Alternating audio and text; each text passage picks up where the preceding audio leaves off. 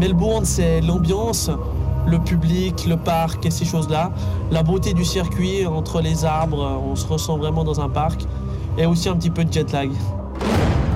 5,3 km, 58 tours, 308 km au total, 6 lignes droites rapides, 2 virages longs, 3 possibilités de dépassement, vitesse maximale de 300 km/h. Nous sommes aujourd'hui à Melbourne dans le Red Bull F1 Simulator pour un tour de circuit embarqué. Premier virage ici à Melbourne, très important, il conditionne toute la ligne droite qui suit. Les vibreurs sont relativement difficiles à prendre, très élevés ici, donc il faut être très attentif à ne pas faire d'erreur quand on prend les vibreurs. On arrive maintenant dans une partie assez lente, un droite-gauche. Le gauche est très important car il conditionne un virage rapide ici en 5e vitesse quasiment à fond.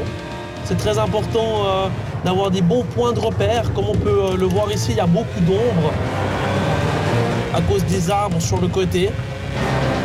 Donc il faut être très attentif, pas faire d'erreur, être très précis. Car la voiture saute de partout.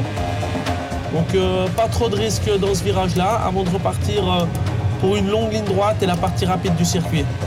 On arrive maintenant dans un gauche-droite à plus de 200 km/h. C'est les virages les plus rapides sur ce circuit de Melbourne. C'est une partie vraiment que j'aime beaucoup. Et ensuite, on repart de nouveau pour une longue ligne droite. Comme on peut l'apercevoir, il y a beaucoup de lignes par terre.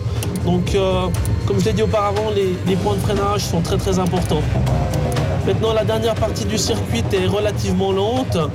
On arrive dans un petit gauche où là, le plus important, c'est de rester sur l'intérieur. Il y a toujours plus d'adhérence avant d'arriver dans le dernier virage qui nous donne sur l'arrivée de ce circuit ici à Melbourne.